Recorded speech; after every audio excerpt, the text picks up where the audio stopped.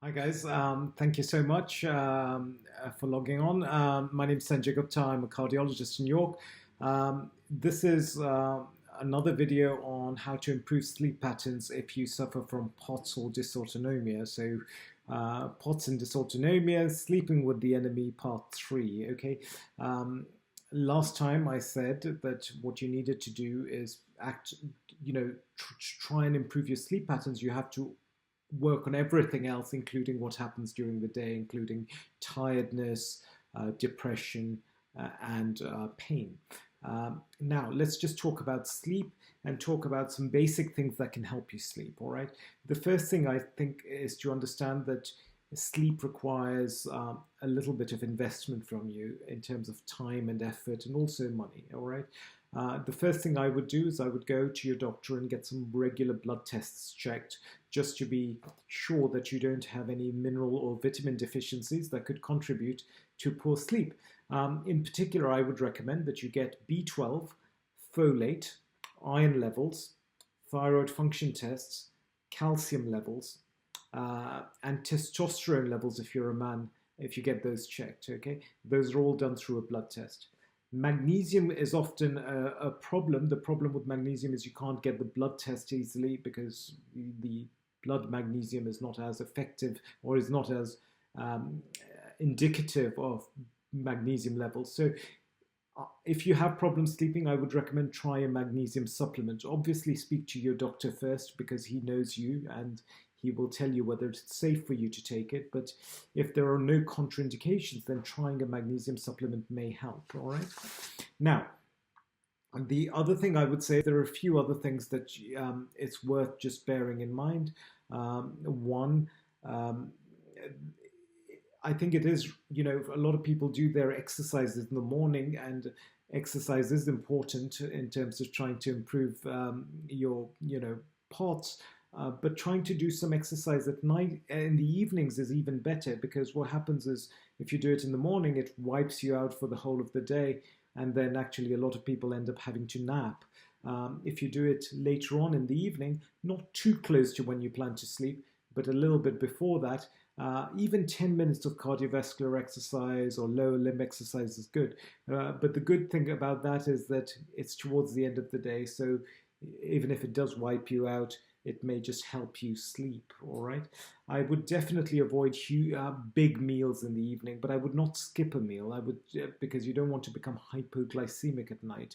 You don't want your blood sugars to drop excessively, but I would certainly avoid a large meal, particularly a spicy meal, before you go to sleep. All right, so I would recommend small meals in the evening.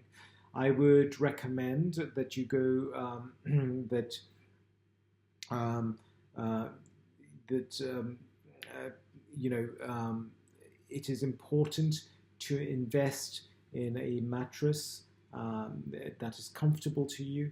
I think it's really important to invest in a good pillow. And then you have to start thinking about what kind of things could potentially wake us up or could cause our sympathetic system to be activated at night. In particular, those are pain.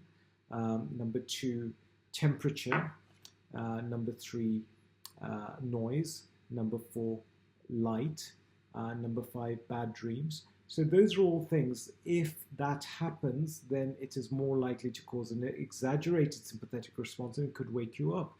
So it's very important to try and tackle those things. So I would recommend, as part of trying to improve your sleep patterns, one, um, you know, uh, make sure that your room is nice and dark when you're ready to go to sleep. So black blackout curtains and possibly even eye shades if you're worried about flashing lights. I would certainly try and keep any gadgetry that's likely to flash away from my room before you go to sleep, because even a small flash may trigger the sympathetic response and could wake you up. Noise as well. So if you have things that cause noise, like gadgetry, etc., or alarms or anything like that, it's best to switch them off, keep them in another room so that they don't affect you.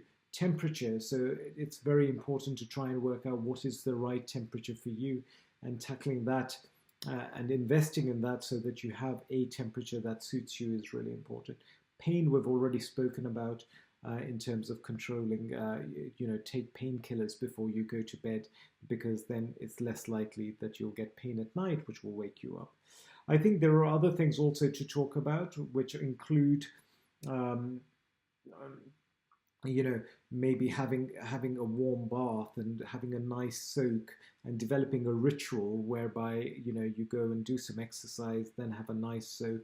And then what I would recommend is a period of meditation or mindfulness, where you're just on your own and all phones have been switched off, so that you're not being disturbed. Because say someone rings you and they start telling you something, and that gets your sympathetic system activated, then it makes it much more difficult for you to go to sleep. So making your sleep period sacred and not having anything disturb it is really important. All right. What else? Mindfulness is really important, because there is a lot of data that mindfulness can help us go to sleep. So practicing mindfulness and meditation before we go to sleep is really good. There is another thing which is called sleep restriction. So a lot of people will lie on their bed, but they don't lie on their bed to sleep. They lie on their bed to surf the net, or talk on the phone or watch TV. And in some ways, we stop associating our bed with sleep, and trying to restrict the amount of time you spend on your bed, and really only going to the bed when you're ready to sleep is a really, really good idea. So when you're going to bed, all gadgets should go in another room, TV should be off, phones should be off, all that kind of stuff, because after a little while you will start associating the bed with sleep. Okay, it's not going to happen overnight, but it will happen, and that will play a big role. I would definitely avoid any stimulants before you go to bed. So certainly coffee, soda, cigarettes, that kind of thing um, will disrupt your sleep. So those are other things that you can do, which will help your sleep. All right.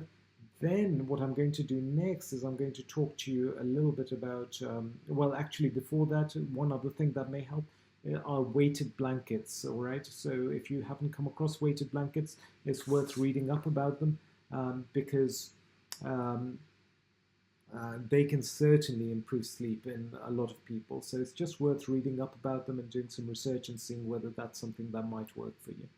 In my next video, we're going to talk about which position to sleep in, and also probably about some medications that might help. Thank you so much. Again, I don't want to do very long videos because I find that people are more engaged with shorter videos. So I'll do another video soon. But thank you so much for listening. As I say, my name is Sanjay Gupta. I have a Facebook page where I put a lot of videos and I try and answer questions. So if you wanted to, you could come and join me on my Facebook page, and you do so by typing in yourcardiology@gmail.com in your search bar, and you'll find me. All right. Thank you so much. All the best.